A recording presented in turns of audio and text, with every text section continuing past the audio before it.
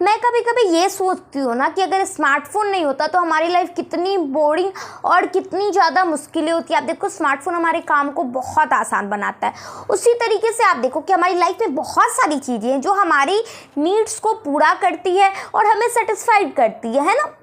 जैसे ये माइक हो गया, ये घड़ी हो गई, बहुत सारी चीज़ें आपके भी सामने, आपका स्मार्टफोन हो गया, आपका बेड हो गया, बेडशीट हो गया, बहुत सारी चीज़ें। तो आप देखो कि आज जो हमारा चैप्टर है ना वो इसी से रिलेटेड है। चैप्टर का नाम क्या है? रिसोर्सेज। और आप देखो कि ये चैप्टर कुछ यूनिट में दिया हुआ है और यहाँ पे मैं सारी यूनिट को कंप्लीट कर दूंगी, यानी सारे रिसोर्सेज की हम बात करेंगे। ओके, तो आप देखो सबसे पहले कि इसका नाम रिसोर्सेज क्या और क्या होता है रिसोर्सेज। तो आप देखो कि anything in our environment which can be used to satisfy our need that is called resources। यानी दुनिया में कोई भी सामान जो हमारी आवश्यकताओं को पूरा करता है उसे हम संसाधन कहते हैं। इसमें कोई भी मुश्किल है? कोई भी मुश्किल नहीं है। चलो मैं क्या करूँगी ना कि इसमें आपको इधर हिंदी और इधर इंग्लिश में लिख दूंगी ताकि आपको क्या हो ना कि ईजी रहे, यहाँ से आप अपना कॉपी बना पाओ। तो आप देखो कि ये तो हमने देख लिया कि दुनिया में जो भी चीज़ें हैं वो जो हमारी आवश्यकताओं को पूरा करती है, यानी हमारे नीड्स को पूरा करती है, हमारा काम कर देती है, हमारे लिए यूजफुल होती है, वो संसाधन कहलाती है। तो ऐसे तो बहुत सारी चीज़ें हैं जिससे आप देखो कि जो कुछ भी अभी मैंने एग्जांपल दिया, घड़ी, स्मार्टफोन, ये वो, या फिर लिपस्टिक, काजल, ये सभी तो चीज़ें ही हैं जो हमें क्या करती है, हमारा काम में आ रही कि नहीं, हम मेकअप कर रहे से तो हमारे लिए हेल्पफुल है। आपके लिए मान लो कि हेयर स्प्रे हो गया, सेविंग क्रीम हो गया, ये सारी ही तो चीज़ें हैं। तो जो भी चीज़ जो आपके काम को पूरा कर रही है ना, आपको सेटिस्फाइड कर रही है, वो क्या है कि संसाधन है। तो आप देखो वही मैं बता रही थी कि ऐसे तो बहुत सारी चीज़ें, कुछ ऐसी चीज़ें जो इंसानों ने बनाई, जैसे ये जितना भी चीज़ें ये तो इंसान बनाए, कोई हेयर स्प्रे भगवान ने तो बनाया नहीं, ठीक है। तो ये सब चीज़ें क्या है, भगवान ने बनाई। और कुछ ऐसी चीज़ें होती है ना जो नेचर ने बनाई, मतलब ये तो इंसान ने बनाई, भगवान बोल रही हूँ। और कुछ ऐसी चीज़ें होती है जो नेचर ने बनाई, यानी जिसको इंसान नहीं बना सकता है। तो वैसी चीज़ें जिनको, वैसे रिसोर्सेज, बेसिकली अब रिसोर्सेज की बात करें तो वैसे रिसोर्सेज जिनको इंसान बनाते हैं उसको हम लोग ह्यूमन रिसोर्सेज कहते हैं। और वैसी चीज़ें जिसको नेचर बनाती है, नेचर यानी गॉड, तो जिसको नेचर बनाते हैं वो क्या होते हैं, नेचुरल रिसोर्सेज में आती। क्लियर हो गया। तो अब देखो इसके एग्जाम्पल घर, जूता, चप्पल है ना, उसके बाद घड़ी, कपड़े, ये सारे क्या हो जाएंगे कि मानव संसाधन हो जाएंगे, सॉरी मानव निर्मित संसाधन। और ये जो प्राकृतिक संसाधन हो गए यानी नेचुरल रिसोर्सेज, तो नेचुरल रिसोर्सेज में क्या आ जाएंगे, जैसे लैंड, ये किसी आदमी ने बनाया होगा, जमीन नहीं बना सकते ही नहीं है, वो बना ही नहीं सकते, नहीं तो ऐसा होता तो हमारे सारे प्रॉब्लम का ही सॉल्यूशन मिल जाता। उसके बाद देख लो जो पहाड़ होते, जो सन होता, जो बारिश होती, जो बादल होता, ये कोई इंसान के हाथ में नहीं है। तो ये सारी किसमें आ जाते हैं, नेचुरल रिसोर्सेज में आ जाते हैं। क्लियर। अब देखो कि हम लोग अब ऐसे आप देखोगे क्योंकि यहाँ पे तो बहुत सारी चीज़ें हो गई ना, जैसे कुछ हो गई होम मेड, कुछ हो गई नेचुरल रिसोर्सेज, कुछ आप उसमें देखोगे कि और भी बहुत सारी संसाधन है। तो इसलिए इसको पढ़ना बहुत ज़्यादा तो अगर हम इसको बिना कैटेगराइज किए पढ़े ना तो ये बहुत मुश्किल हो जाएगा। इसीलिए क्या करते हैं, हम इसको कुछ कुछ भागों में बांट देते हैं। जैसे आप देखो कि अगर हम नेचुरल रिसोर्सेज को ऑरिजिन के बेसिस पे अगर बांटे, यानी क्या है, उत्पत्ति के बेसिस पे, तो आप देखोगे कि दो तरह के संसाधन हो जाएंगे। एक वैसे संसाधन जो बायोटिक है यानी क्या है, जैव है, और कुछ ऐसे संसाधन जो अबायोटिक है यानी वो अजैव संसाधन है।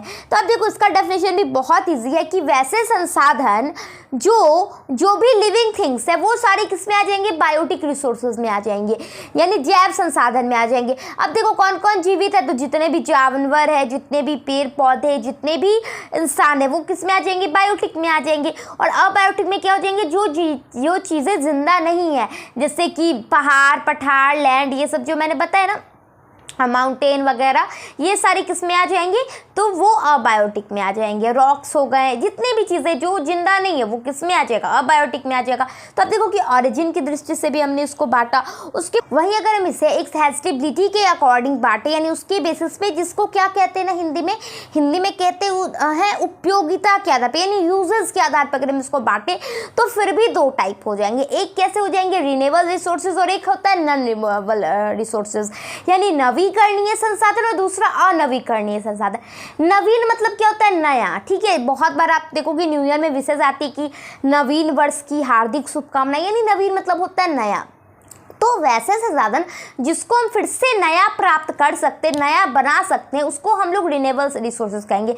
अब जैसे देखो कि अगर हम एक बार मान लो कि पानी पी लिए तो फिर से पानी आ जाएगा कि नहीं आ जाएगा? आ जाएगा। अब मान लो कि हमने अपने कपड़ों को छत पे सुखाने के लिए डाल दिया और धूप में उसको सुखा दिया, तो फिर से कल होगी धूप आएगा। ऐसा थोड़ी क्या हमने ज़्यादा कपड़े धो लिए तो कल धूप कम आने लगेगा, ऐसा नहीं होगा। मतलब क्या है कि वो मतलब एक बार उसको यूज़ करो फिर से वो अपने आप क्या हो जाता है कि पूरा हो जाता है, यानी उसकी जो क्वांटिटी है उसमें कोई कमी नहीं होती, ये बार बार पूरा हो जाता है। तो वो क्या हो जाएंगे? रिन्यूएबल रिसोर्सेज में आ जाएंगे। उसको हम लोग कहते हैं नवीकरणीय संसाधन, जैसे सूर्य की रोशनी हो गई, बारिश हो गई, ये सारी चीज़ें। और दूसरी तरफ आप देखो जैसे कोयला, मान लो एक बार हमने कोयला खर्च कर लिया तो क्या ये दोबारा अपने आप बन जाएगा इतनी आसानी से? नहीं बनेगा, बहुत टाइम लगेगा। हमने तो पढ़ा है कोयला में कितना टाइम लगता है, हजारों करोड़ों साल लगते हैं कोयला बनने में, तो बहुत टाइम लगेगा। अगर हम बात करें पेट्रोलियम की तो इसमें भी बहुत टाइम लगेगा। अगर आप देख लो ये ऐसी चीज़ें ही है ना, जैसे हमने एक पैकेट लेज़ लाया, कितना कम रहता है लेज़ भी, और आप देखो अगर हम उसको खा लिए तो ऐसे थोड़ी कि उसमें वापस से लेज़ के पैकेट में लेज़ भर जाएगा, नहीं भर जाएगा। तो यही हो गया, अगर लेज़ भर जाता तो ये क्या हो जाता? रिन्यूएबल रिसोर्सेज यानी नवीकरणीय संसाधन। अगर लेज़ इसमें वापस नहीं भर रहा है मतलब ये क्या है? ये अनवीकरणीय संसाधन यानी नॉन रिन्यूएबल रिसोर्सेज है। तो आपने ये भी देख लिया। उसके बाद हम आगे बढ़ते हैं। उसके बाद आता है डेवलप्ड रिसोर्सेज यानी विकसित संसाधन। तो आप देख लो कि वैसे संसाधन ना जिनका हम टेक्नोलॉजी के हेल्प से, है ना, उसके हेल्प से हम उसका उपयोग कर रहे हैं, तो वो डेवलप्ड रिसोर्सेज में आ जाएंगे। जैसे कोयला भी हम लोग यूज़ करें, वो डेवलप्ड रिसोर्सेज है। जो पेट्रोलियम हो गया, अभ्रक हो गया, या फिर आयरन हो गया, ये सारी चीज़ें का हम यूज़ कर रहे हैं क्या लगा के? तो टेक्नोलॉजी लगा के, तो ये डेवलप्ड रिसोर्सेज में आ जाएंगे यानी विकसित संसाधन में आ जाएंगे। और आप देखो कि आपको नोट्स दिख रहे होंगे बीच बीच में स्क्रीन पे, तो आप लोग क्या करना, एसएस लेते जाना, स्क्रीनशॉट लेते जाना, जिससे क्या होगा ना कि अभी आप अच्छे से समझ लोगे और बाद में आप उसको कॉपी पे नोट डाउन करके चैप्टर को बहुत अच्छे से कंप्लीट कर सकते हो। और क्वेश्चन से भी मैंने करा रखा है, ऑब्जेक्टिव भी करा रखा है, मतलब आपका कंप्लीटली कंप्लीट हो जाएगा। तो इसलिए स्क्रीनशॉट जरूर ले लेना, ठीक है। हमने डेवलप्ड भी देख लिया, अब हम आगे बढ़ते हैं। उसके बाद आती है स्टॉक रिसोर्सेज की बारी। तो आप देखो कि ये ऐसे संसाधन होते हैं जैसे स्टॉक, हमने कहा ना कि जैसे मान लो कि आपके घर में सोना होता है, जैसे आप देखो कि गोल्ड जो होता है ना वो ऐसा होता है ना कि मम्मी लोग आते थे हमेशा सोना तो नहीं पहनी रहती है, वो घर में रहता है। मम्मी कहेंगी क्या कि नहीं ये मेरी माँ ने हमें दिया था, अब मैं अपनी बेटी को दूंगी, फिर वो अपनी बेटी को देती है, फिर वो अपनी बेटी को देती है।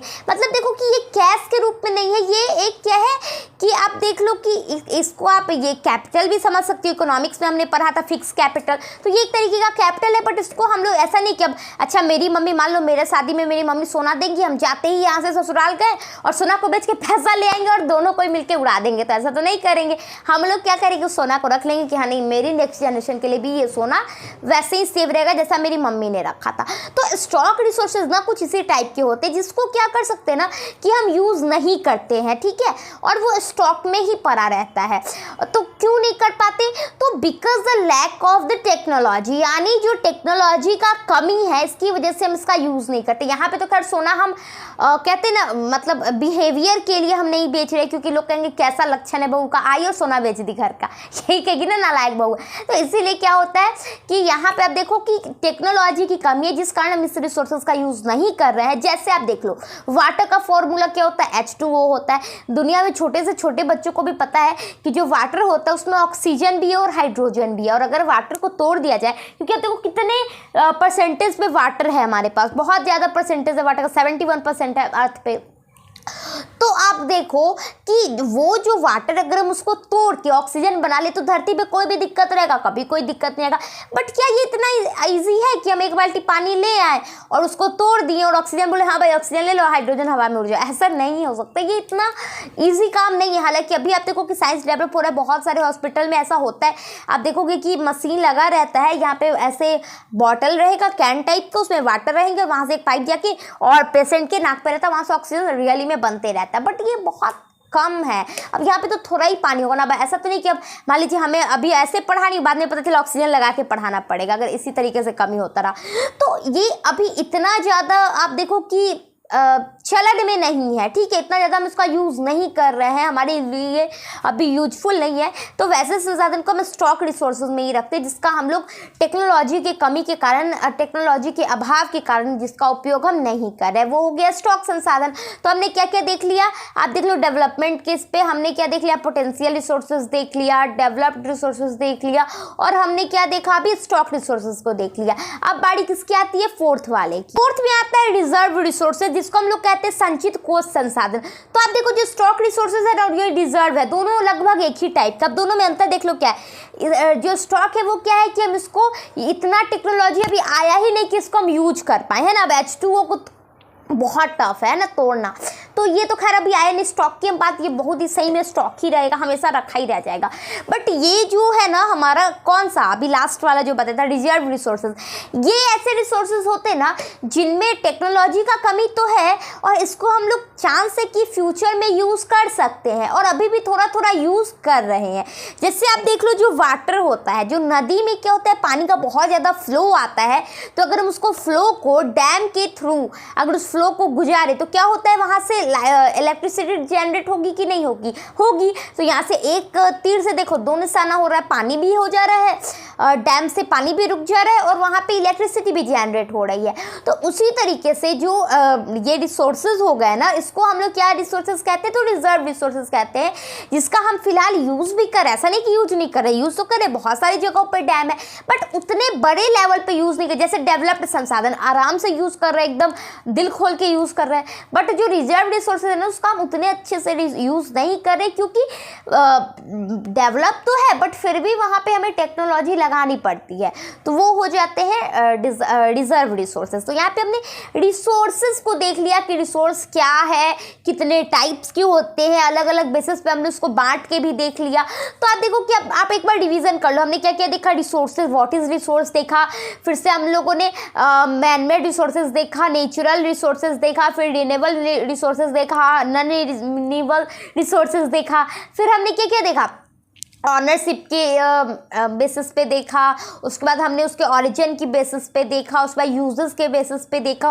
और अभी हम उसके स्टोर जो हो रहा है उसके बेसिस पे भी हमने उसको देख लिया। तो आप देखो कि हमने लगभग क्या है ना कि रिसोर्सेज, लगभग क्या हमने रिसोर्सेज को कंप्लीट कर लिया। अब हम आगे बढ़ते हैं। रिसोर्सेज प्लानिंग, आप देख लो कि हम लोग के पास इतनी सारी चीज़ें भगवान जी ने भी दी है और हमने खुद भी बनाया है कि जो हमारे काम को बहुत इजी बना रहा है। आप देखो हमारा काम अब कितना आसान हो गया, हमें टाइम देखनी है, घड़ी देख लेंगे, नहीं तो पहले के ज़माने में रहते तो हम सूरज देख के समझते कि कितना बज रहा है। अब सोच लो अभी जो टाइम चल रहा है, अगर अभी के यूथ को ले जाया जाए उस टाइम में ना, तो ये लोग तो कुछ कर ही नहीं पाएंगे, क्योंकि पहले के लोग मेहनती होते थे तो वो सूरज से समझ भी जाते थे कितना टाइम हो रहा है। हम लोग तो बस सूरज ही देखते रह जाएंगे, कुछ समझ में नहीं आएगा, क्योंकि हम लोग क्या इतने लेजी हो गए। तो आप देखो कि ये जो रिसोर्सेज होता है ये हमारे काम को इतना आसान बना रहा है, ठीक है। तो ऐसे में क्या है कि हमें भी इसको बचा के रखना चाहिए, इसके प्लानिंग की बात करनी चाहिए, बट हम ऐसा नहीं करते। आप देखो जो रिसोर्सेज है हम इसका मतलब इतना ज़्यादा यूज़ कर रहे हैं, जिसको अति दोहन कहते हैं, मतलब इतना अत्यधिक यूज़ कर रहे हैं ना कि इसके क्वांटिटी में क्या हो रहा है कि लगातार क्या हो रहा है, हरासमेंट आ रहा है। तो ये बहुत गलत है। आप देखो जो पानी, आप देखो हमारे अर्थ पे 71% जो है वो भाग पानी से घिरा हुआ है, बट आप देखोगे जो पीने लायक पानी है ना वो 1% से भी कम है, ठीक है। और उसमें भी आप देख लो कि जो बिहार वाला इलाका हो गया, उत्तर प्रदेश वाला, यहाँ हम लोग को पानी कितना आसानी से, कितना अच्छा पानी मिल जाता है ना, बट फिर भी हम उसका उपयोग सही से नहीं करते, बहुत बर्बाद करते हैं पानी को, बहुत गंदा करते हैं। आप देखोगे कि औरत लोग जाएंगी छठ में, आप देखो अभी हम लोग गंगा नदी का पूजा करते हैं और फिर कल होकर उसी में कचरा डालने लगते, तो फिर ये आप देखो कि कितना बेकार चीज़ें हैं, हम लोग इतना ज़्यादा प्रदूषित करें। आप सोचो जो गंगा है माता मानते हैं हम उन्हें, है ना, सनातन धर्म में उनको माता का दर्जा दिया गया और हम इनको इतना मानते हैं, फिर भी हम जब इनको प्रदूषित कर रहे हैं तो आप देखो कि हमारा क्या हाल होगा। बट हम लोग समझते नहीं। जो पेट्रोलियम हो गया, आप देखो उसको बनाने में इतना टाइम लगता है, करोड़ों वर्ष लगते हैं। ऐसा तो नहीं है मैगी की 2 मिनट में बन जाएगा, नहीं बनेगा मैगी 2 मिनट में, ठीक है। कोयला या फिर जो पेट्रोलियम हो गया, इतना मुश्किल है, इतना इसका प्रक्रिया जटिल है, हम सब कुछ जान रहे हैं, सब कुछ पढ़ रहे हैं, फिर भी हम इतनी हैं, चीज़ों को बर्बाद करते हैं। तो ये बहुत इंपॉर्टेंट है कि हम संसाधन का इस तरीके से प्लानिंग करें तो कि वो क्या है कि वो अच्छे से यूज़ भी हो पाए और जो बाकी का बचा हुआ संसाधन है वो हमारे नेक्स्ट जनरेशन के लिए भी बच पाए। ये तो पता चलेगा, जैसे अभी कोविड आया था, क्या हो रहा था कि गैस, आप देखो ऑक्सीजन गैस की कमी आ गई थी, जो कि इतनी ज़्यादा परसेंटेज में 21% हमारे एटमॉस्फेयर में देखो कि ऑक्सीजन है, मतलब सेकंड जो लार्जेस्ट क्वांटिटी में कोई गैसेज है ना तो वो ऑक्सीजन ही, और उसकी कमी आ रही है। आप सोचो, तो ये बहुत मतलब कि डराने वाली बात है ना। तो हमें इसीलिए रिसोर्सेज का प्लानिंग करना चाहिए और क्या करना चाहिए, उसको आराम से प्यार से यूज़ करना चाहिए, है ना, विवेकपूर्ण उपयोग करना चाहिए। और इसके लिए हमें संसाधन को संरक्षण करने की ज़रूरत है, उसको रिजर्व रखने की ज़रूरत है। तो वो रिजर्व रिसोर्सेज नहीं समझ लेना। रिजर्व मतलब कि चलो जैसे हम हमारे घर में कोयला को मतलब सोना को बचा के रखते हैं कि नहीं, उसको खर्च नहीं करेंगे, ये हमारी नेक्स्ट जनरेशन के काम आएगी। तो उसी तरीके से हमें जो पेट्रोलियम हो गया, कोयला हो गया, इसको भी बचा के रखना चाहिए कि ये भी हमारे नेक्स्ट जनरेशन के लिए काम आए। तो ये हो गया रिसोर्सेज प्लानिंग यानी संसाधन नियोजन। तब अगर आपको क्वेश्चन पूछेगा कि व्हाट इज ये नेचुरल, क्या पूछिए question, what is resources planning, तो आप बहुत अच्छे से लिख पाओगे, चाहे वो हिंदी हो चाहे इंग्लिश। और अगर क्योंकि देखो ये सब बहुत बड़ा हो जाएगा तो मैं हालांकि लिख दे रही हूँ ये वाला, बट इससे आगे अगर आपको कोई क्वेश्चन होगा जैसे इस टाइप का, देखो आपके ट्यूशन में ऐसा तो नहीं कोई बच्चा ट्यूशन नहीं पढ़ता होगा, सब पढ़ते होंगे ट्यूशन, या फिर कोचिंग क्लासेस जाते होंगे, स्कूल में पढ़ते होंगे, है ना, होम ट्यूशन पढ़ते होंगे, कहीं ना कहीं तो पढ़ते ही होंगे। तो आपको देखो नोट्स वहाँ पे सारे टीचर का वही काम है, नोट्स लिखवाएंगे, हैंड रिटेन नोट्स, फिर क्वेश्चन आंसर। तो ये तो इजी होता है। आप देखो अभी सर्च करोगे नोट्स 50 साइड पे आपको नोट्स खुल जाएगा, ठीक है। तो ऐसे में आप देखो कि चैप्टर आप समझते हो, नोट्स भी आपके पास होता है, बस आप उसको एक्सप्लेन करना नहीं जानते और उसको रियल में नहीं समझते। हमें पता होता है व्हाट इज रिसोर्सेज, अगर कोई बोलेगा ना तो हम उसको अच्छा से बता देंगे कि इन आवर इन्वायरमेंट, ये वो करके पूरा डेफिनेशन दे देंगे, बट सही में समझ नहीं आता। तो मैं ना आपको रियल में बस समझाने का काम कर रही हूँ। और अगर आपको ये प्रॉब्लम है कि नहीं मैम हम तो कहीं नहीं पढ़ते, हम तो बस यूट्यूब से पढ़ रहे हैं, हमें स्टडी मटेरियल चाहिए, हमें ये नोट्स, हैंड रिटेन नोट्स आप दिलवा दो, तो कोई दिक्कत नहीं। आप फिर क्या करो, हमें इंस्टाग्राम पे जाके आप मैसेज कर देना हेलो मिस करके, बस इतना करना है। और जिस चीज़ का नोट चाहिए आप वो बस कमेंट कर दें, मैं आपको सारा नोट्स वहाँ पे PDF दे दूँगी, ठीक है। और इसीलिए अब क्या करते हैं ना, हम यहाँ पे सिर्फ एक्सप्लेन करते हैं चीज़ों को। तो अब हम आगे बढ़ते हैं, ठीक है। डेवलपमेंट ऑफ रिसोर्सेज यानी सतत विकास की हम बात करते हैं। आप देखो सतत विकास क्या, इससे भी क्वेश्चन आते हैं। सतत मतलब होता है ना लगातार, यानी वैसा विकास जो जारी रह सके। मतलब आप देखो कि अगर हम इसी तरीके से पेट्रोलियम का उपयोग करें, कोयला का उपयोग करें, तो क्या ये आने वाले 100 साल के बाद भी इतने आसानी से अवेलेबल हो पाएगा? नहीं हो पाएगा। तो देखो सतत विकास क्या होता है ना कि वैसा विकास जो क्या हो कि एक टाइम तक बना रहा पाए, ठीक है, जिससे जो नेचर है उसको कोई हार्म नहीं पहुंचे, यानी प्रकृति को कोई हार्म नहीं पहुंचे। अगर मान लो जो जनसंख्या तेजी से बढ़ रही है, चलो ठीक है, लोगों को घर चाहिए, खाना चाहिए, सब कुछ मान रहे हैं, तो जंगल काट के हमने घर बना दिया, चलो ठीक है कोई बात नहीं। बट आप जब घर बना दो तो आप अपने छत पे एटलीस्ट प्लांटिंग कर सकते हो, पेड़ पौधे लगा सकते हो। जो बहुत सारे ऐसे प्लांट होते हैं जो आप अपने रूम में भी रख सकते हो, जैसे मैंने भी 100 प्लांट रखा यहाँ पे रूम में अपने रखा हुआ है। तो इससे क्या होता है ना कि एयर को ये प्योरीफाई करता है। तो यहाँ पे आप देखो कि आपका वहाँ पे पेड़ काटना इंपॉर्टेंट है, चलो माना, बट वहाँ पे तो पेड़ लगा सकते हो, गमले में लगा सकते हो, ड्रम में लगा सकते हो। तो ये एटलीस्ट हमें करना चाहिए कि पेड़ लगा दिया, पानी थोड़ा सा बचा लिया, मतलब कि नेचर को हार्म नहीं करे। अब मान लो कि हम एक दिन बहुत पूजा कर रहे हैं, हाँ भाई नदी हमें, हमारी माता है, ये हमें साफ करती है, ये वो सारे विश मांग रहे, बहुत पूजा कर रहे हैं, और कल ही होके आप देखोगे कि जितना कचरा फिर पूजा में होगा ना सारा कहाँ नदी में ही बहा दिया जाता है। अगर कोई मरा उसको भी नदी में, अगर कोई गंदगी है देखो वहीं पे लोग पानी भी पियेंगे, और वहीं पे लोग क्या करेंगे कि जो जानवर है उसको नहा देंगे, सर्फ साबुन आते देखो, सर्फ साबुन बहुत लोग जाते गंगा स्नान करने और साबुन लेके जाते या फिर शैम्पू लेकर उसके बाद नहाते। तो देखो कि कितना मतलब उनके पास आप देखो कि सेंस की कितनी कमी है कि वो ये चीज़ें नहीं समझ पा रहे कि वो जिस पे आप पूजा करें उसी को गंदा करें। मतलब यही बात हो गया कि भाई साहब मैं आपकी बहुत इज्जत करता हूँ, और फिर जैसे ही वो आगे बढ़ा फिर हम उसको पीछे में उसको गाली दे दिए, वही बात हो गया। मतलब हम एक दिन आपको बहुत रिस्पेक्ट दे रहे हैं और अगले ही क्षण हम आपको गाली दे रहे हैं। तो वही बात है कि हमें ये चीज़ें समझनी चाहिए कि हम जो चीज़ें कर रहे हैं, जो एक्टिविटीज़ कर रहे हैं, उससे नेचर को कोई हार्म नहीं पहुँचे। आप देखो जब नेचर बदला लेता है ना तो बहुत भयानक लेता है। और अभी की जनरेशन को एटलीस्ट ये समझना चाहिए, क्योंकि हमने कोविड देखा है कितना जो गंदा वक्त बीता था 2 साल। आप देखो आप बोलोगे नहीं हमें तो बहुत मजा आया, घर में मम्मी पकौड़ी बना रही थी, तो आपके लिए ये अच्छा है। बट आप देखो न्यूज़ में जाके ये पैंडेमिक बहुत हार्मफुल था। और ये नेक्स्ट जैसे हम लोग वर्ल्ड वार पढ़ते हैं ना, वैसे लोग कोविड के टाइम को और लॉकडाउन को पढ़ेंगे। ये बहुत बड़ी चीज़ है जो हम लोग देख चुके हैं अभी लाइफ में।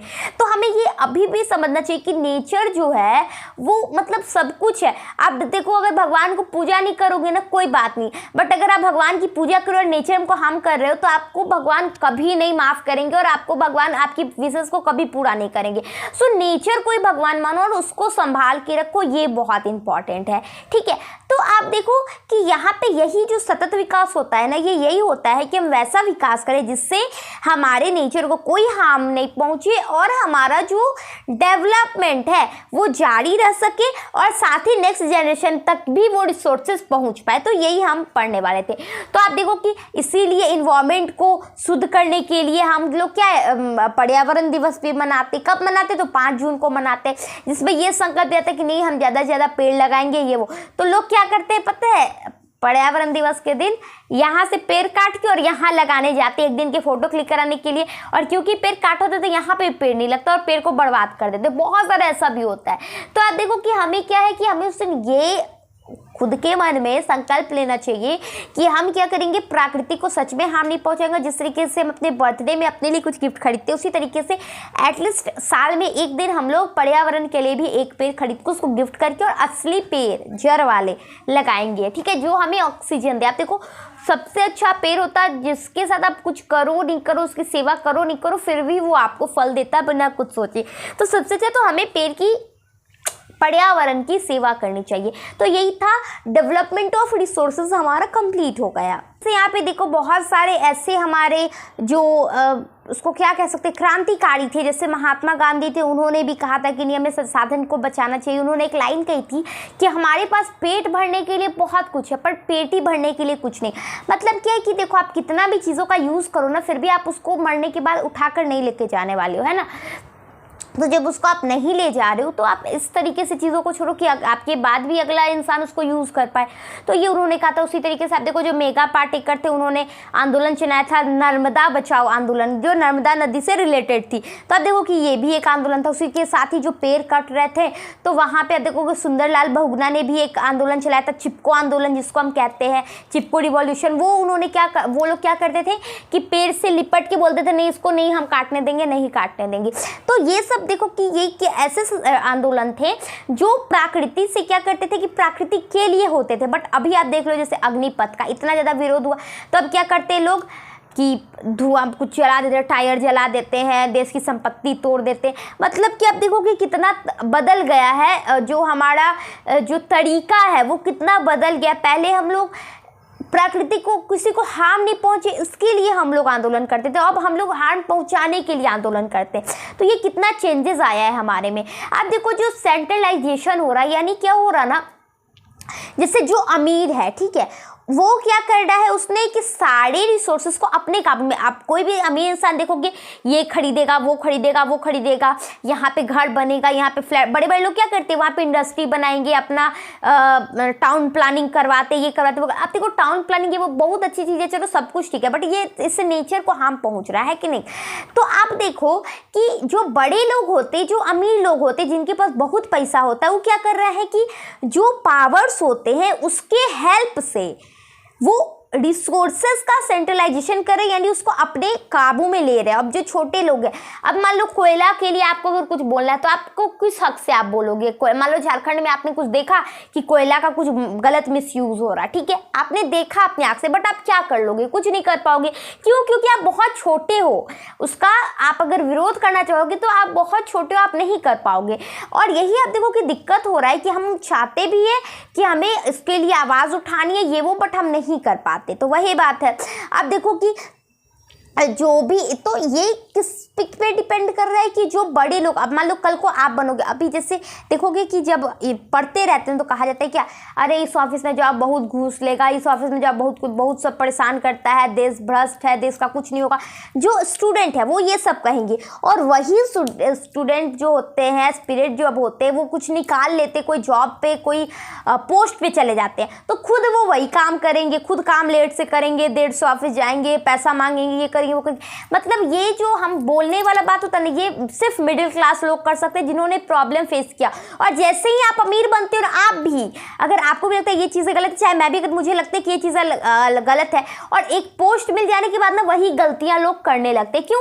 पता नहीं ये क्या दिक्कत है। ऐसा नहीं है कि मैं करने लगूंगी, अब बहुत सारे लोग फिर भी नहीं करते। आप देखो कि जमशेदजी टाटा, जिनके पास इतना पैसा है, आप देखो फिर भी उनके अंदर थोड़ा सा भी घमंड नहीं। भैया बहुत सारे एग्जांपल्स देख सकते हो जो कि अमीर तो है बट वो अपने पैसे का बहुत गलत भी यूज़ करते हैं। यहाँ पे नहीं भी करेंगे तो कोई खास फर्क नहीं पड़ेगा, लेकिन नहीं भाई हम तो अमीर है, हमें तो दिखाना है, तो वो दिखाएंगे। तो आप देखो कि वही चीज़ें मैं बता रही हूँ कि ये जो चीज़ें होती ना कि नहीं हमें समझना चाहिए ये वो, तो ये सिर्फ बच्चे ही समझ पाते हैं जब आप छोटे होते हो, और जैसे ही आप बड़े हो जाते हो ना तो आपका भी माइंड चेंज हो जाता है। बट हमें ये नहीं करना चाहिए और नेचर के बारे में एटलीस्ट छोड़ना चाहिए। आप देखोगे, सोचना चाहिए। आप देखो बहुत सारे जो सम्मेलन हुए हैं, जैसे पृथ्वी सम्मेलन हो गया, एजेंडा 21 क्या है, ये सबसे आप देखोगे कि ये बहुत कुछ सीखने को हमें मिलता है। बट अपनी आपकी बुक में भी दिया हुआ है, यहाँ से क्वेश्चन नहीं पूछा जाता तो अब कोई दिक्कत नहीं, ऐसे क्वेश्चन कहाँ पूछता है जो हम इसके बारे में पढ़े। बट ऐसा नहीं है, आपको इंपॉर्टेंट है, पढ़ना चाहिए। क्वेश्चन नहीं पूछता इसलिए मैं भी नहीं पढ़ाऊंगी, बट ये बहुत ईजी है। सो आप खुद से पढ़ लो, और अगर आप चाहोगे ना तो मैं वीडियो बना दूंगी, क्योंकि बहुत सारे ऐसे बच्चे होते हैं जो बोलते नहीं मैम सिर्फ काम की बात करो जिससे मार्क्स आ जाए, बाकी आगे बढ़ते, तो उनके लिए ये मैं वीडियो बना रही हूँ फिलहाल। तो आपको अगर चाहिए तो मैं आपको कमेंट करना, मैं अलग से ये सारे टॉपिक पे वीडियो बना दूंगी, नहीं तो इसको हम कंटिन्यू करते। तो देखो एक यूनिट हमने खत्म कर लिया बुक का, जो रिसोर्सेज चैप्टर है। फिर सेकंड उसके बाद क्या था, लैंड के बारे में था। तो आज हम लोग लैंड रिसोर्सेज को भी यहाँ से कंटिन्यू करते हैं, ठीक है। तो आप देखो कि नेचुरल रिसोर्सेज की हम बात करते हैं अभी फिलहाल इस चैप्टर में। तो जो नेचुरल रिसोर्सेज उसमें सबसे इंपॉर्टेंट आपको पता है क्या था, वो होता है लैंड। जो भूमि है वो हमारे लिए सबसे इंपॉर्टेंट है, क्योंकि आप देखो कि अगर मैं आपसे पूछूं कि आपके पास क्या है, तो आप बोलोगे मेरे पास बंगला है, तो इतना फ्लैट है, इतना गाड़ी है, इतना खाली ज़मीन है, इस कारण मैं अमीर हूँ, है ना। तो आप देखो कि आपका जो घर है वो कहाँ पे है, ज़मीन पे है। आपकी जो फैक्ट्रीज है, जो फ्लैट्स है, जो भी कुछ है, जो ऑफिस है, जो स्कूल है, जो गार्डन है, यानी जो कुछ भी है वो कहाँ है, तो वो सारे ही लैंड पे हैं। तो देखो कि लैंड सबसे इंपॉर्टेंट होता है, क्योंकि वो जगह देता है कि यहाँ पे, हाँ चलो यहाँ पे फॉरेस्ट होना चाहिए, यहाँ पे पहाड़ होना चाहिए, यहाँ पे नदी होनी चाहिए, यहाँ पे जो हमारे क्या हो गया, जंगल के लिए जगह होनी चाहिए जिससे वेजिटेबल मिले, फ्रूट मिले, है ना। यहाँ पे वन होनी चाहिए, मतलब कि सबसे इम्पॉर्टेंट तो भूमि है, जो क्या करते हैं कि हमें वो स्पेस देता है, तो ताकि हम वहाँ पे कोई भी चीज़ कर पाए। तो ये सबसे इम्पॉर्टेंट में आ जाता है। तो आप देख लो यहाँ पे एक चीज़ कि जो भूमि है ना, इसके साथ एक प्रॉब्लम भी है कि ये तो लिमिट है, यानी इसको आप देखो ये क्या नवीकरणीय संसाधन है, रिन्यूएबल रिसोर्सेज है, नहीं, ये तो फिक्स है। अगर मान लो जनसंख्या भले ही बढ़ जाए आज से 100 साल के बाद, ऐसा थोड़ी कि धरती भी अब बड़ा हो जाएगा, नहीं अब हम भी बड़े हो जाएंगे, नहीं, धरती का साइज तो फिक्स है। तो ये हमारे लिए सबसे इंपॉर्टेंट होता है कि कोई ऐसी चीज़ है जिसका साइज नहीं बढ़ने वाला है, तो उससे तो हमें और उसको संभाल के रखना है। जैसे देख लो ये अर्थ है, मान लो ये अर्थ है, अर्थ टाइप का है भी, बस शेप थोड़ा सा अलग है। तो मान लो कि ये अर्थ है और इस पे हम लोग रह रहे हैं, तो ऐसे में आप देखो, रुको, तो मेरे को सर्दी है थोड़ी सी। तो ऐसे में आप देखो कि ये जो अर्थ है ना, यहाँ पे भले जनसंख्या बहुत तेज़ी से बढ़ रही है ना, तो ऐसे में ये जो लोग रहेंगे, मान लो इस पर कितने भी लोग आ जाए, बट ऐसा थोड़ी कि इसका साइज बढ़ेगा नहीं, इसका साइज तो फिक्स है। तो हमें इसको बचा के रखने की जरूरत है कि नहीं, बहुत ज़रूरी है भाई। ये नहीं रहेगा तो फिर दिक्कत हो जाएगा, लोग कहाँ पर रहेंगे। नहीं तो पता है क्या होगा, नहीं तो एरोप्लेन में लोगों को बैठा दिया जाएगा। मैं बचपन में सोचती थी कि क्या करेंगे कि एरोप्लेन में लोगों को बैठा देंगे और आसमान में उड़ा देंगे, तो क्या होगा कि वो आसमान पे रहेगा, धरती पे लोड कम रहेगा। दूसरी बात मैं ये सोचती थी बचपन में कि जो ये होता ना अर्थक्वेक आता या कुछ ऐसा, तो मुझे, क्योंकि आप देखो 2012 में ऐसा हुआ था कि पृथ्वी खत्म हो जाएगा, ये वो। आप लोग 2012 में थे कि नहीं, मैं उस वक्त थी 10 साल की थी, ठीक है, 2012 में। तो उस वक्त बहुत, और मैं छोटी भी थी तो मुझे बहुत डर लगता था, और ऊपर से मूवी भी आई थी 2012 पे, तो वो देख के ना मुझे बहुत डर लगा था। तो मैंने यही प्लान किया था कि मैं जब बड़ी होंगी ना तो अपने लिए एक बड़ा सा एरोप्लेन ले लूंगी और अपना घर एरोप्लेन के अंदर बनाऊंगी, और जब भी कुछ ऐसा होगा ना, भूकंप ये वो, तो मैं हवा में उड़ जाऊंगी, ताकि पृथ्वी पे कुछ भी हो तो मुझे फर्क नहीं पड़ेगा। तो ये बचपन की बातें थी। तो आप देखो कि ये क्या दिखा रहे हैं यहाँ पे कि हमारे पास कोई ऑप्शन नहीं है धरती पे जाने का, चाहे यहाँ पे भूकंप आए, सुनामी आए, कुछ आए, धरती फटे, कुछ भी हो, बट हमारे पास कोई ऑप्शन नहीं कि इसके बिना हम अपने लाइफ को अच्छे से सर्वाइव कर पाएँ। सो ये हमारे लिए बहुत इंपॉर्टेंट है। आप देखो हमारे लैंड का ना, आप देखो लैंड को मैंने 3 भागों में बांटा। एक, जैसे जो लैंड है रहने लायक, यहाँ पे वाटर इंक्लूड नहीं है। जो हमारा लैंड है ना, जैसे 71% तो पानी है, तो बचा कितना 29। तो अगर 29 को हम 100 माने तो उसको हम 3 भागों में बांटेंगे। एक 43% जो कि क्या है, प्लेन है। प्लेन्स किसे कहते हैं, जिसको मैदान होता है, जहाँ का सरफेस बिल्कुल प्लेन होता है, उसको हम लोग मैदान कहते हैं, यानी प्लेन्स कहते हैं। तो 43% जो है लैंड का, वो क्या है, प्लेन्स में आता है। जो 30% है वो किस में आता है, तो वो माउंटेन में आता है, ठीक है, माउंटेन में आता है।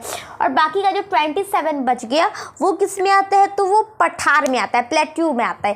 तो आप देख लो कि जो प्लेन्स होते हैं वो तो सबसे इंपॉर्टेंट है, क्योंकि कहीं पे भी खेती होगी, कहीं पे भी लोग रहेंगे, वो प्लेन्स में ही रहेंगे ना। तो प्लेन में सबसे ज़्यादा जनसंख्या भी होती है और लोग यहाँ पे ज़्यादा निवास करते हैं।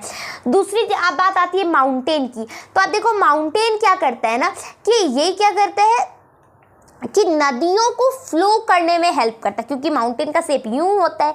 तो यहाँ से नदियाँ क्या करती है, फ्लो के साथ नीचे आती है। अब देखो फ्लो से क्या होता है, इलेक्ट्रिसिटी जनरेट होता है, वो वाला चीज़ हो गया। तो यहाँ पे फ्लो ये करने में मदद करता है। और जो छोटी छोटी जनजातियाँ वगैरह, जो बहुत सारी आप देखोगे जाति जो पहाड़ों पर ही रहती है, जैसे झारखंड में आप देख लो, या फिर बहुत सारे ऐसे इलाका है जहाँ पे लोग पहाड़ों पर बसते हैं। तो यहाँ पे क्या होगा कि इसके मुकाबले जनसंख्या कम होगी कि नहीं होगी, होगी, क्योंकि वहाँ पे क्या है कि प्रॉब्लम्स ज़्यादा आती है पहाड़ों में, बट मज़ा भी ज़्यादा आता है, बट फिर भी यहाँ पे जनसंख्या कम होती है। और जो प्लेन्स है वहाँ पे सबसे ज़्यादा होती है। उसके बाद आता है 27% जो कि क्या है, जो पठार है। आप देखो सबसे प्लेन हुआ तो प्लेन का तो नाम ही है प्लेन। और दूसरा सबसे ऊंचा, जिसका जो सबसे अपर लेयर होता है ना, वो नुकीला टाइप का होता है, नुकीला शेप का होता है, तो उसको हम लोग माउंटेन कहते हैं। और जो वैसा जो लैंड से तो ऊंचा है, यानी जो प्लेन से उससे ऊंचा, और जो माउंटेन है उससे नीचा, तो उसको हम लोग पठार कहते हैं। वो कुछ यूं शेप का होता है, ठीक है, मतलब नीचे से ऊंचा और ऊपर जाके प्लेन टाइप का, तो उसको हम क्या कहेंगे कि पठार कहेंगे। तो आप देख लो कि जितने भी मिनरल्स होते हैं, जो फॉसिल फ्यूल्स हो गए, जितने भी खनिज लवण, ये सारे जो चीज़ें होते हैं ना, वो इसी के नीचे पाए जाते हैं। किसके, तो पठार के नीचे। तो हमने लैंड को, आपने देखा कि किस तरीके से हमने बांटा। तो अब हम क्या करेंगे, लैंड पे क्या होता है। आप देखो कि आपका घर मान लो लैंड पे है, तो अगर इस पे से अगर आप मिट्टी को हटा दो तो क्या आपका घर इतना स्ट्रांगली खड़ा रह पाएगा, नहीं रह पाएगा। अगर एक फ्लोर रहा तो चलो रह भी गया, बट अगर फ्लोर रहा ही नहीं तो क्या मतलब ऊंचा घर बना सकते हो, नहीं बना सकते हो। अगर मिट्टी मतलब रहा ही नहीं तो नहीं बना सकते हो। तो आप देखो कि ऐसे में क्या होता है ना, कि वो बहुत इंपॉर्टेंट हो जाता है। दूसरी चीज़ें क्या हो जाती है कि जो भी अब खेती करते हैं, ठीक है, वो तो खेती कहाँ पे करते हैं, तो वो भी लैंड पे करते हैं। तो इसके लिए भी वो मिट्टी ज़रूरी हो जाती है, क्योंकि बिना मिट्टी के हम लोग खेती नहीं कर पाएंगे, फल नहीं लगा पाएंगे, अनाज नहीं ले पाएंगे। तो ये सारी चीज़ें क्या होती है कि लैंड में आती है, यानी मिट्टी में आती है, लैंड में बार बार बोल रही सॉइल में आ जाती है। तो आप देखोगे ना कि जब हम कहीं जाते हैं, जैसे पहाड़ी जगह पे जाओगे ना, तो वहाँ अलग टाइप का आपको मिट्टी देखने को मिलेगा। वहीं अगर आप प्लेन्स में जाओगे तो वहाँ अलग मिलेगा, नदी के किनारे जाओगे तो वहाँ अलग मिलेगा।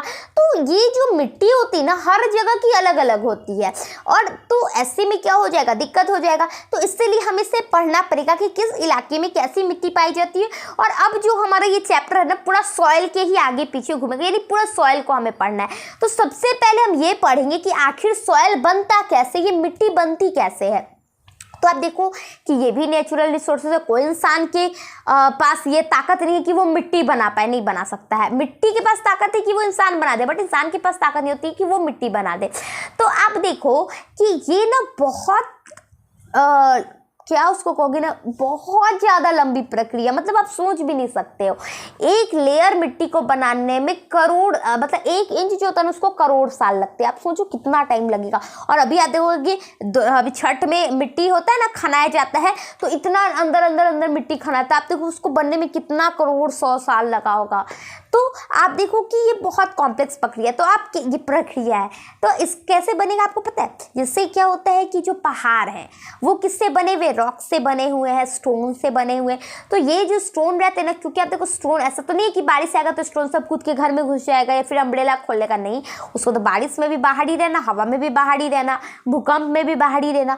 तो जब कुछ वो बाहर रहते हैं तो उस पर पानी भी इफेक्ट करता है, एयर भी इफेक्ट करता है। तो इससे क्या होता है ना कि वो टूटने लगता है। तो मान लो इतना बड़ा पत्थर है, वो टूट के इतना छोटा हो गया, ठीक है, इतना छोटा 3-4 भाग में। अब क्या है कि इस पर फिर बारिश हो रहा है, फिर बारिश हो रहा है, फिर कुछ टाइम के बाद ये और छोटा, फिर और छोटा, फिर और छोटा, फिर और छोटा, उसमें इतना छोटा छोटा हो जाता है। उसके बाद भी ये बारिश लगातार आ रहा है, तो बहुत टाइम के बाद ये क्या होता है, एकदम छोटा छोटा छोटा छोटा छोटा कण में बदल जाता है। तो आप देखो कि इसका जो क्या है, डिवाइडेशन है, ये लगातार चलते ही रहा है, और ये अनवरत चलने वाली प्रक्रिया है जो हमेशा ही चलते ही रहेगी और इम्पॉर्टेंट भी है, और इससे ही मिट्टी का निर्माण होता है। तो ये जो सॉइल है ना, वो उतना लंबा प्रोसेस को पूरा कर करके उसके बाद सॉइल बनता है। आप देखो यहाँ पे बहुत सारे जो छोटे छोटे हमारे सूक्ष्म जीव होते हैं, वो भी हेल्प करते मिट्टी को कमज़ोर कर, चट्टान को कमज़ोर करते तो मिट्टी बनता है, ठीक है। तो बहुत सारे वो लोग भी हेल्प करते हैं। सबसे इम्पॉर्टेंट बारिश हेल्प करता है, क्या कहते हैं, हवा हेल्प करता है, या फिर उसका जो आकार है, जो लैंड का सरफेस एरिया है, सरफेस शेप है उसका, वो सब भी यहाँ पे इफेक्ट करेगा। जो जलवायु है वहाँ का, वो भी मैंने भी बताया कि इफेक्ट करेगा। तो ये सारी चीज़ें जो है वो मिलके क्या करती है कि सॉइल को लगातार डिस्ट्रॉय करती है, एंड फाइनली हमारा सॉइल बन के रेडी हो जाता है। तो हमने सॉइल को तो देख लिया, अब इसके कुछ टाइप्स को पढ़ने हैं। तो ये अब हम आगे चलते हैं, इसके टाइप्स को पढ़ते हैं। एलुवियल सॉइल, यानी जिसको हम कहते हैं जलोढ़ मृदा, ये यहाँ पे हमें सबसे पहले पढ़ना। आप देखो जितनी भी मृदा मतलब होता है मिट्टी, पहले मैं क्लियर कर देती हूँ। हो सकता है मैं हिंदी में ही ज़्यादा वर्ड को यूज़ कर दूँ, या फिर हो सकता है कोई वर्ड मैं सिर्फ इंग्लिश में यूज़ कर दूँ। तो आप वर्ड पे नहीं जाओ, कॉन्सेप्ट समझो। तो आप देखो ना, सबसे ज़्यादा फर्टाइल अगर कोई सॉइल होता ना तो वो यही होता है। आप देखो क्यों, देखो जैसे नदी होती, नदी का क्या काम होता है, नदी मतलब यहाँ पे बहते बहते बहते बहते आएगी, फिर बहते बहते बहते बहते चली जाएगी। तो जब नदी बहते हुए आती ना, तो अपने साथ बहुत सारे सॉइल को लेकर आती है और यहाँ पे रख देती किनारे में, और फिर वो जाती तब तो फिर पानी जाता है। मतलब ये क्या करती कि मिट्टी लेके आती, जमा करती, फिर चली जाती, फिर आती, जमा करती, चली जाती। तो ऐसे में यहाँ पे एक मिट्टी का बहुत बड़ा ढेर बन जाता। तो इतना छोटा तो नदी है नहीं। अब देखो नदी तो बहुत बड़ी बड़ी है। जो हमारा उत्तर बिहार का इलाका है वो गंगा नदी के किनारे पर ही पूरा स्थित है। तो देखो कि बहुत बड़ा इलाका होता है। तो जो कोस्टल एरिया है, जो नॉर्थन प्लेन्स का एरिया है, या फिर आप देख लो यहाँ पे जो ईस्टर्न कोस्टल है प्लेन्स है, इसका ये सारे जगहों पे क्या पाया जाता है, तो यहाँ पे यही सॉइल पाया जाता है। एल्विले, क्या उसको कहते हैं, एल्यूवियल सॉइल पाया जाता है, यानी जलोढ़ मृदा पाई जाती है। और आप देखो कि ये गंगा नदी के किनारे पे, महानदी के किनारे, जो बड़ी बड़ी नदियां हैं, ठीक है। गोदावरी, आप देखो साउथ इंडिया की सबसे बड़ी नदी गोदावरी है, और अगर हम पूरे इंडिया की बात करें, होल इंडिया की, तो वो है गंगा। तो गोदावरी सेकंड में आती, बहुत बड़ी नदी है। तो उसके बाद आप देख लो जो कृष्णा हो गया, कावेरी हो गया, ये सारे ही नदी पे क्या होती है कि यही जलोढ़ मृदा पाई जाती है। तो आप देख लो कि जैसे मान लो यहाँ पे मिट्टी आई, यहाँ पे एक लेयर रह गया, फिर पानी गया, फिर दूसरा मिट्टी का लेयर लाया, फिर तीसरा, चौथा। तो आप देखो कि सबसे ऊपर वाला जो लेयर है वो सबसे ज़्यादा फर्टाइल होगा कि नहीं होगा, वहाँ जो मिनरल्स होंगे, जो चीज़ें होंगी वो सबसे ज़्यादा मात्रा में होंगी कि नहीं होंगी, होंगी। और जो नीचे वाला है वो थोड़ा सा कम होंगी, बट फिर भी होंगी। तो इसीलिए जलोढ़ मृदा को हम दो भागों में बांट देते हैं, एक खादर और दूसरा बांगर। बांगर में यानी जो पुरानी जलोढ़ मृदा हो जाती है उसको हम लोग बांगर कहते हैं, और जो नई जलोढ़ मृदा होती है उसको हम लोग खादर कहते हैं। ठीक है, जो खादर मृदा होती है ना, आप देखो ये सबसे ऊपर पे रहता है और इसमें बहुत रिच आप देखो किसमें मात्रा होती है, किसकी चीज़ की, तो पोटास हो गया। ठीक है, उसके बाद यहाँ पे आप देख लो ये क्या था, इसको एक मिनट मैंने यहाँ पे लिख लिया था, फास्फोरिक एसिड हो गया। ठीक है, तो ये सारी जो भी चीज़ होते हैं जो कि जो ग्रेन्स हो गए, जो कल्टीवेशन यानी जो खेती हो गया, इसके लिए बहुत ज़्यादा उपयोगी होते हैं और ये इसके ग्रोथ में हेल्प करते हैं, जैसे sugar cane, paddy, wheat and other जो पल्स, ये सब जो क्रॉप्स होते हैं ये सबको ये बढ़ने में हेल्प करते हैं। ठीक है, यानी बेसिकली आप देखो जो शुगर वगैरह जो होता है ना, शुगर केन मतलब क्या होता है ना, ईख होता है। ठीक है, पैडी मतलब मकई होता है, उसके बाद वीट मतलब तो गेहूं आपको पता है, और उसके बाद क्या पल्स मतलब होती है दालें, जो दलहन होता है वो सब खेती के लिए यहाँ पे इंपॉर्टेंट होता है इसके लिए। ठीक है, तो आपने जलोढ़ मृदा, नई जलोढ़ मृदा देख लिया, पुरानी जलोढ़ मृदा। दूसरी बात अब होगी मैम क्वांटिटी बता दो, तो क्वांटिटी देखो एग्जाम में आपके पूछा नहीं जाता, फिर भी आपकी बुक में यहाँ पे दिया हुआ है, तो मैं आपको बता देती हूँ कि भारत में 6.4 करोड़ हेक्टेयर जो क्षेत्र है ना, वहाँ पे ये मिट्टी पाई जाती है, जिसका कलर क्या होता है, वो रेड टाइप का होता है, हल्का सा ब्राउन टाइप का, ब्राउन रेड शेप का वो होता है। ठीक है, शेप कहते हैं, कलर का, शेड का वो होता है। और क्योंकि आप देखो ना यहाँ पे क्या होता है ना, जो बालू होती है इस कारण इसका कलर थोड़ा रेड टाइप का होता है या फिर थोड़ा ब्राउन टाइप का होता है। तो देखो कि यही लगभग आपके इसमें दिया हुआ है जो मैंने आपको बता दिया। ठीक है, और ये सबसे इम्पॉर्टेंट कि जहाँ पे जनसंख्या बहुत ज़्यादा होती है वहाँ पे ये खेती, ये जो मिट्टी है वो बहुत बड़े लेवल पाई जाती है। एक मिनट कॉल आ रहा है, मैं रोकती हूँ वीडियो। तो उसके बाद बात करते हैं ब्लैक सॉइल की। तो आप देखो यहाँ पे मैंने बुक ले लिया क्योंकि हो सकता है कुछ अगर छूट जाए इसलिए। तो आप देखो कि ब्लैक सॉइल नाम ही है ब्लैक, तो उसका ब्लैक क्यों होता, तो इसमें जो एल्यूमिनियम हो गया और जो आयरन का आप देख लो, आयरन और एल्युमिनियम का क्वांटिटी इसमें पाया जाता है, जिस कारण इसका कलर ब्लैक हो जाता है, क्योंकि भारी मात्रा में आयरन पाया जाता है। लोहे का कलर बेसिकली क्या होता है, काले टाइप का होता है, काला कांटी वाटी देखियो ना, लोहा किस छड़ ब्लैक टाइप का ही होता है ना, तो इसी कारण। और दूसरी बात आप देख लो, इसको क्या कहते हैं, इसका दूसरा नाम रेगूड़ मृदा भी है। ठीक है, और साथ ही इसको हम लोग ब्लैक कॉटन सॉइल भी कहते हैं। उसके बाद आप देख लो यहाँ पे इसकी अगर हम बात करें, जैसे वो बात की थी कि कितना परसेंटेज में पाए जाते, तो वो 6.4 करोड़ हेक्टेयर होता है। सेम वैसे ही काली मृदा भी उतनी ही क्वांटिटी में पाया जाता है, 6.4 करोड़ हेक्टेयर में ये पाया जाता है। अब आप एरिया पूछोगे कि एरिया कहाँ का होता है, तो आप देख लो जो लावा प्रदेश है, ठीक है, उसके बाद आप देख लो या महाराष्ट्र में, ठीक है, उसके बाद क्या क्या है, मालवा हो गया, मध्य प्रदेश हो गया, छत्तीसगढ़ हो गया, गोदावरी नदी का जो किनारा हो गया, ठीक है, उसके बाद कृष्णा वैली हो गया, तो ये सारी जगहों पे ये पाया जाता है। और आप देख लो कि इस जो मिट्टी है ना, इसमें क्या होता है कि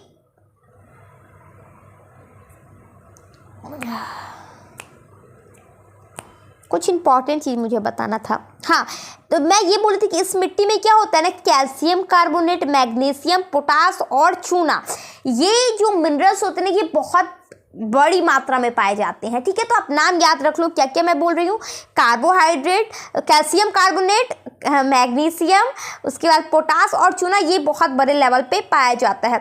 और आप देख लो कि इसका सबसे ज़्यादा खेती ना कपास के लिए किया जाता है, यानी कपास का जो पेड़ होता है ना, वो यहाँ पे बहुत अच्छा खिलता है काली मृदा में, तो इसीलिए इसको हम लोग कपास मृदा भी कहते हैं, काली कपास मृदा भी कहते हैं।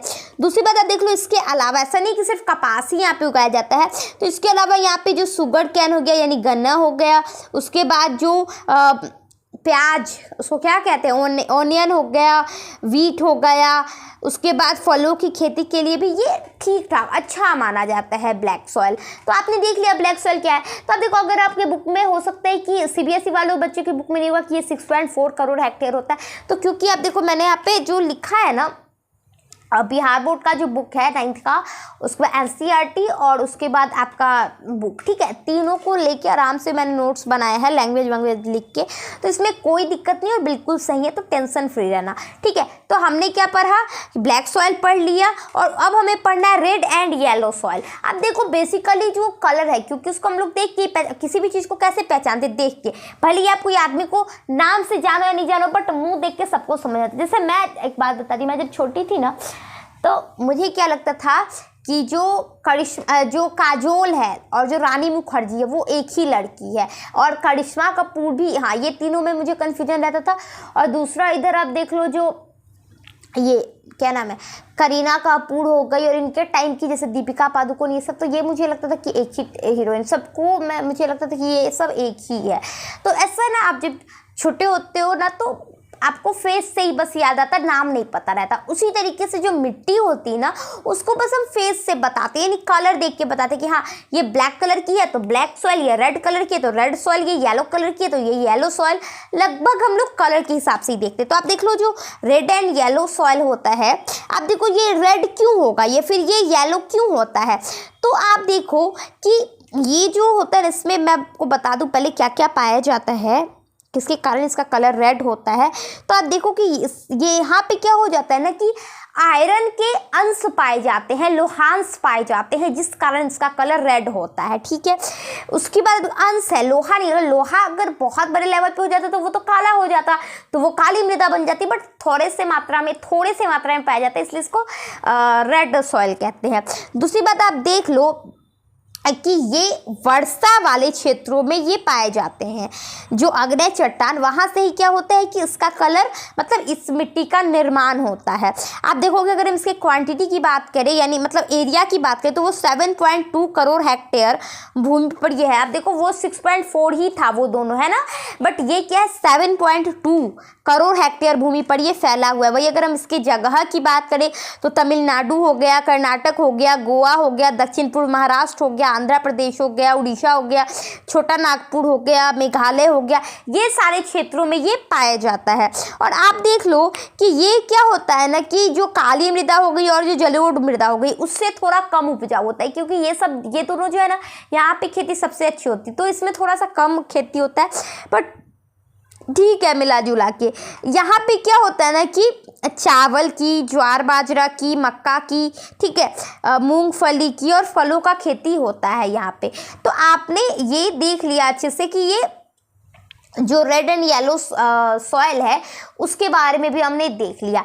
तो अब हमें लास्ट जो पढ़ना है ना, वो लैटेराइट सॉइल के बारे में पढ़ना है, और उसके बाद ख़त्म हो जाता है हमारा। नहीं, एक और है बस, मतलब ऐसे तो आप देखोगे कि जो ये बालू वाला क्या होता है, सैंड ऑयल सॉइल को भी पढ़ना है, बट वो तो बहुत इजी है, मैं पढ़ने वाला बताऊँ। जैसे जलोढ़ से क्वेश्चन आता है, ठीक है, काली मृदा से क्वेश्चन आता है, लाल पीली से क्वेश्चन आता है, और आप आगे जो है ना वो मतलब आपको बस नॉलेज के लिए थोड़ा मोड़ा दे रहा है। तो ये जो लैटेराइट मृदा है, आप देखो कि ये इसका सब ना लैटेराइट, लैटर एक ग्रीक लैंग्वेज है जिसमें उसका मतलब होता है ईंटा, ईंट, ब्रिक्स जिसको हम कहते हैं। तो इसी कारण क्योंकि ये बहुत थोड़ा सा ईंटा टाइप का होता है, जिस कारण इसको हम लोग लैटेराइट मृदा कहते हैं। अब देखो ईंटा क्या होता है, ईंटा जिससे आप देखोगे चिमनी वगैरह बिहार में बहुत ज़्यादा होता है, जो मिट्टी को ऐसे शेप देके और फिर अंदर भट्टी में डाला जाता है तो वो हार्ड हो जाता है, तो यानी वो हीट के कारण हार्ड हो जाता है। तो बेसिकली ये जो मिट्टी होती है ना, ये भी बहुत ज़्यादा टेम्परेचर के कारण ये हार्ड हो जाती है, इसलिए हम इसको लैटेराइट मृदा कहते हैं, ठीक है। ये अगर हम इसके एरिया की बात करें तो 1.3 करोड़ हेक्टेयर जगहों पे ये फैला हुआ है, जो कि कर्नाटका में, केरला में, तमिलनाडु में, मध्य प्रदेश में, और जो हिली एरिया है उड़ीसा और असम का, वहाँ पर ये पाया जाता है, ठीक है। यहाँ पर आप देख लो, जहाँ पे बहुत ज़्यादा टेम्परेचर होता है और साथ में बहुत ज़्यादा बारिश होती है, वहाँ पे ये पाया जाता है। तो आप देख लो, अब मैं साउथ साइड की बात बताती, जैसे हम लोग गए थे घूमने, मैं साउथ बहुत बार जा चुकी हूँ, घूमने नहीं, मेरा ट्रीटमेंट एक्चुअली वहीं चलता है, तो 7 साल मेरा ट्रीटमेंट चल रहा था, तो मैं वहीं पे जाती थी। तो आप देखो साउथ में क्या होता है ना, जैसे तिरुपति में जाती थी, ठीक है, चेन्नई के पास ही है, तो वहाँ पर आप जाओगे ना, जैसे पार्क में बैठे बारिश हो जाएगा, आप पूरा भीग जाओगे, फिर तुरंत धूप हो जाएगा, आप सूख भी जाओगे। मतलब ये नहीं कि बारिश हुआ तो भागो ये वो, क्योंकि वहाँ अचानक बारिश हो जाती, पता लगता नहीं था कि अभी बारिश होने वाला, बट बारिश हो जाएगा। तो उस तरीका में क्या होता है जहाँ पे कि कभी भी टेम्परेचर हाई हो जाएगा। साउथ की गर्मी तो आपको पता है, जैसे मैं दिसंबर में भी जाती थी, एक दो बार मेरा सर्जरी दिसंबर में हुआ था, तो मैं दिसंबर में भी गई थी। तो आप देखो कि यहाँ पे बिहार में कितना भयानक ठंड होता है। मतलब हमने अंदर इनर पहन के, फिर हाई नेक पहन के, ऊपर से जैकेट पहन रखा था। और जैसे जैसे हम आगे बढ़ रहे थे ना, कलकत्ता में भी बंगाल तक बहुत ठंडा होता है, और जैसे बंगाल से आप उधर क्रॉस करते हो, मतलब कि दिसंबर में मैं बता रही हूँ, फिर जैकेट उतारा, फिर हाईनेक उतारा, फिर एक स्वेटर उतारा, फिर इतना, वहाँ फाइनली हम बस एक टी शर्ट में गए थे। तो आप देखो कि वहाँ पे टेम्परेचर दिसंबर में भी बहुत ज़्यादा रहता है, मतलब वहाँ पे बहुत ज़्यादा फ्लैक्चुएशन चलता है मौसम का। और यहाँ वहीं सही जगहों पे ये लैटेराइट मृदा पाई जाती है, ठीक है। और आप देख लो, ये जो लैटेराइट मृदा होती है ना, इसमें एल्युमिनियम और लोहे का जो ऑक्साइड होता है, आयरन ऑक्साइड, उसके कारण इसका भी कलर जो होता है वो रेड कलर का ही होता है, रेडिश टाइप का होता है लैटेराइट मृदा। और आप देखो कि यहाँ पे किस किस चीज़ की खेती होती है, तो यहाँ पे सबसे ज़्यादा आप देखो आसाम में किस चीज़ की खेती होती है, सबको पता है, चाय की या कॉफ़ी की।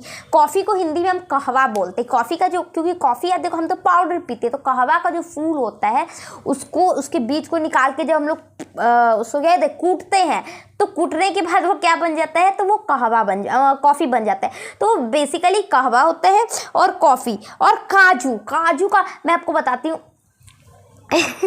वहाँ जो हॉस्पिटल था ना मेरा, वहाँ पे बहुत सारे काजू के पेड़ थे, ठीक है। और उसके बाद जैसे कि जा रहे हैं तो वहाँ पे काजू बहुत सारे गिरा रहता था, तो रास्ते पे भी काजू गिरा रहता था। तो हमें लगता था कि काजू, बचपन में क्या रहता है, काजू सिर्फ काजू होता होगा, मतलब ज़्यादा से ज़्यादा जैसे अखरोट होता है उसको तोड़ो, अंदर काजू रहेगा उस टाइप का, तो वैसे ही रहता है जैसे अखरोट टाइप को उसको तोड़ो तो एक तो इतना बड़ा काजू रहता है, इस शेप का रहता है ना काजू, तो उस शेप का काजू रहता है। और उसके बगल में जैसे आपने कैप्सिकम देखा है, जिसको हम लोग शिमला मिर्च कहते हैं, उस टाइप का वो लगा रहता है, और बगल में काजू रहता है, और वो बस काजू निकाल के खाया जाता है। तो आप देखो कि वो हमने वहाँ पे देखा, तो बहुत पेड़ था वहाँ पे साउथ में। तो जिस कारण देखो, जब आप कोई प्रैक्टिकल में ये चीज़ देखते हो तो मुझे अब याद रहता है कि लैटेराइट मृदा साउथ में पाई जाती है। जहाँ पे मैं जाती थी वहाँ पे काजू का खेती होता था, असम में उसके रास्ते में तो होता है ये सब। तो कहवा का खेती हमने देखा था, उसके बाद कॉफ़ी चाय का खेती देखा था।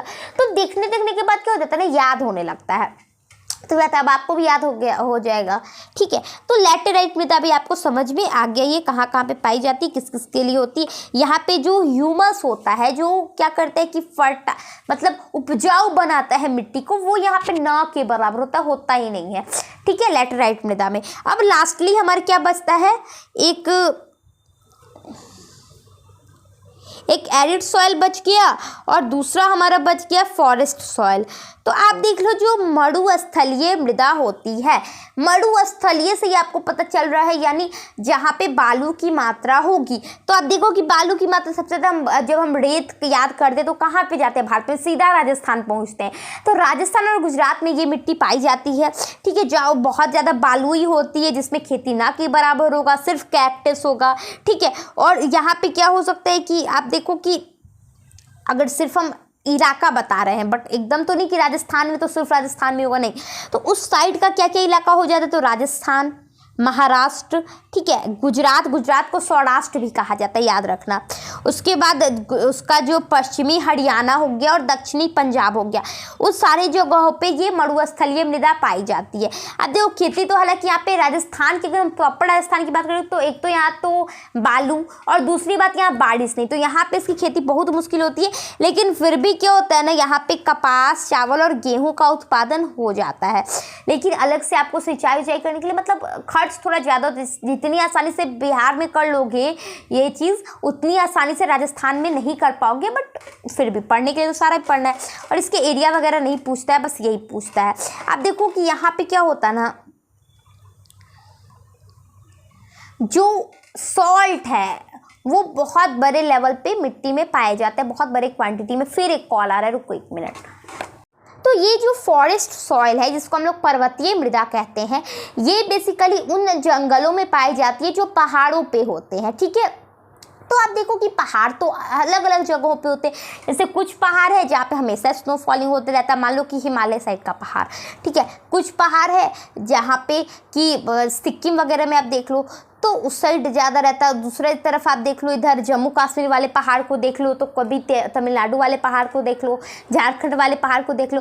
तो सबका सिचुएशन लोकेशन के अकॉर्डिंग अलग अलग है कि नहीं, अलग अलग है। वहाँ का एटमॉस्फेयर अलग है, वहाँ का आप देखो कि इसी वजह से क्या हो गया है कि वहाँ का जो मिट्टी है, फॉरेस्ट सॉइल, वो भी अलग अलग टाइप्स की होती है। क्योंकि जहाँ पे बारिश ज़्यादा होगी वो अलग टाइप की रहेगी, जहाँ पे गर्मी ज़्यादा होगी वो अलग टाइप की रहेगी, जो हमेशा ही बर्फ से ढका होगा वो अलग टाइप का होगा।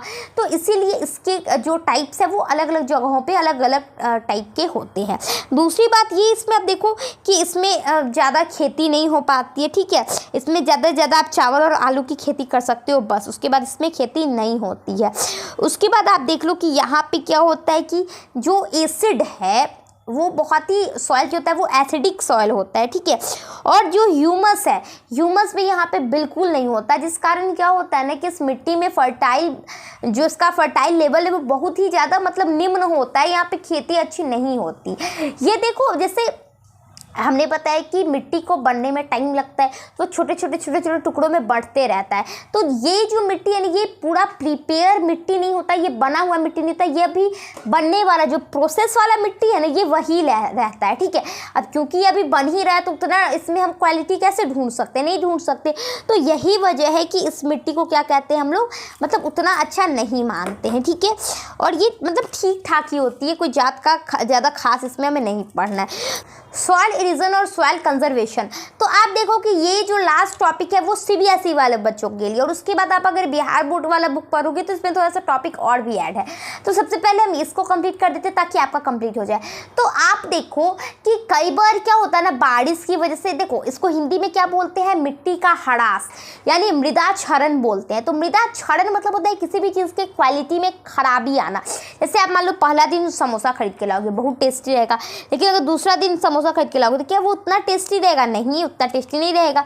तो आप देखो कि क्या होता है ना कि बहुत बार जो मिट्टी है उसका ह्रास होता है। जैसे बारिश हुआ तो बारिश में क्या होता है कि आप देखते हो पानी बहता है तो साथ साथ वो मिट्टी को भी बहा के ले जाता है। तो एक जगह से मिट्टी दूसरी जगह चली गई तो यहाँ पे मिट्टी का ह्रास हुआ, तो ये नेचुरल वेज हो गया, ठीक है। बहुत बार हवा क्या करती है, मिट्टी को बहा के ले जाती है, तो वो हो जाता है। बहुत बार क्या हो जाता है कि ग्लेशियर जो बहता है, वही जो पानी बहता है, तो ये सब क्या करता है, मिट्टी को हरास करता है। यानी आप देखो इसमें हम इसको एक शब्द में क्या कहते हैं पता है हिंदी में, मैं आपको बताती हूँ इग्नर बुक में क्या है, भूक्षरण। मतलब क्या है कि जब मृदा मृदा अपरदन इसको कहते हैं। जब मृदा एक जगह से दूसरी जगह प्राकृतिक अथवा मानवीय कारणों से पहुंच जाती है तो उसका एक जगह से दूसरी जगह जाने को ही हम लोग अपरदन कहते हैं। जैसे धूल उड़ती है, आंधी आती है, तो अब देखते हो मिट्टी उड़ के यहाँ से वहाँ चली जाती है, तो यही क्या कहलाता है, सॉइल इरोजन कहलाता है। और उसके बाद क्या है, कंजर्वेशन। तो कंजर्वेशन में क्या होता है, आप देखो कि मिट्टी को हमें बचाना चाहिए, क्योंकि हमें तो पता है उसकी इंपॉर्टेंस। मैंने अभी आपको बताया कोई भी खेती हो, कुछ भी हो, वहाँ पे मिट्टी बहुत ज़रूरी है। तो ऐसे में क्या होता है ना, जैसे ह्यूमन एक्टिविटीज़ क्या क्या हो गई, आप देख लो कि हम लोग क्या कर रहे हैं कि अपने आप को बहुत ज़्यादा पेड़ को काट रहे हैं। अब देखो पेड़ क्या करता है, पेड़ की जड़ें जो होती है वो मिट्टी को पकड़ के रखता है ना। तो अगर इसमें मिट्टी लगा हुआ है तो वो मिट्टी को पकड़ा हुआ है, बट अगर हमने पेड़ ही काट दिया तो उसके पास स्ट्रेंथ नहीं कि वो मिट्टी को पकड़ के रखे, और हवा आएगी तो मिट्टी बह जाएगी, बारिश आएगी तो मिट्टी बह जाएगी। तो ये सबसे बड़ा प्रॉब्लम हो जाता है। और उसके बाद आप देख लो कि हम लोग बहुत ज़्यादा गंदा कर रहे हैं, जो कंस्ट्रक्शन का काम हो रहा है, माइनिंग का काम हो रहा है, इस वजह से क्या होता है कि मिट्टी का हरासमेंट होते रहता है। तो ये आपने देख लिया। दूसरी जगह आप देख लो कि जो नेचुरल वेज में मैंने बता दिया, वाइन हो गया, वाटर हो गया, वाटर लीड हो गया, ठीक है, ग्लेशियर हो गया, ये सब क्या करते हैं, किसको इसके इरोजन में हेल्प कर रहे हैं। और दूसरा आप देख लो क्या होता है, इसको हेल्प भी हमें करना, इसको क्या करना होगा, हमें रोकना भी होगा। अगर मिट्टी सारा ही उड़ गया तो दिक्कत हो जाएगा। अब आप बोलोगे कि मैम हमें एक बात नहीं समझ में आ रही, अगर मिट्टी उड़ेगी तो उड़ के कहाँ है, मान लो यहाँ की मिट्टी उड़ के बगल में, तो गाँव में ही तो जाएगी, बाहर कैसे चली जाएगी? तो नहीं, ऐसा नहीं होता। आप देखो हमारे 71% पे क्या है, महासागर। अगर मिट्टी जाके महासागर में मिल गई तो ये भी तो हो सकता है, इसीलिए ये अच्छा नहीं होता है। तो हमें इसको रोकना चाहिए। तो हमें क्या करना चाहिए, पेड़ लगा दीजिए। अगर हम प्लांटिंग कर देंगे तो क्या वो पेड़ मिट्टी को ले जाने देगा? नहीं ले जाने देगा, तो वो सबसे हेल्पफुल हो जाएगा। उसके बाद हम क्या कर सकते हैं कि बहुत सारे ऐसे इलाका होते हैं जहाँ पे देखो जैसे ये पहाड़ है, तो आप लोग चलो मैम प्लेन्स में तो खेती कर देंगे, बट पहाड़ में कैसे करेंगे, वो तो इस शेप का रहता है। यहाँ पे मान लो यहाँ पे पानी डालेंगे, यहाँ पे पेड़, यहाँ पे पानी डालेंगे, मिट्टी बह के नीचे पानी के साथ, तो यहाँ तो पेड़ लग ही नहीं पाएगा। तो हमें यहाँ पे बेल्ट, ये क्या उसको कहते हैं ना, अच्छा बेल्ट प्लांटिंग कहते हैं, यानी उसको हम लोग कहते हैं समुच्चय खेती। तो उसमें क्या होता है ना कि जैसे ये इलाका है पहाड़ वाला, ठीक है, तो अगर हम इसको राउंड राउंड राउंड अगर उस साइड से देखो तो पूरा दिखेगा ना। अगर इसमें हम खेती कर दिए, अगर इसमें पेड़ लगाएंगे और पानी डालेंगे तो ज़्यादा से ज़्यादा फिर नीचे वाले में गिरेगा, तो यहाँ पे भी तो पेड़ है तो ये इसको रोक लेगा, ये ज़्यादा से ज़्यादा नीचे वाले में गिरेगा तो यहाँ पे पेड़ इसको रोक लेगा। तो ये क्या हो जाता है ना, बेल्ट जो प्लांटिंग होता है ये इसमें हेल्प करता है। तो हमें प्लांट लगाने चाहिए, चाहे वो प्लेन हो चाहे वो माउंटेन हो, कुछ भी हो, यानी सरफेस जो उसका है स्ट्रक्चर कुछ भी हो, बट हमें वहाँ पे प्लांटिंग करनी चाहिए। तभी हम क्या कर सकते हैं, मिट्टी का संरक्षण कर सकते हैं और मिट्टी को रोक सकते हैं उड़ने से। तो आप देखोगे यहाँ पे हमारा चैप्टर जो है वो अच्छे से ये यूनिट कंप्लीट हो गया हमारा सॉइल वाला, ठीक है।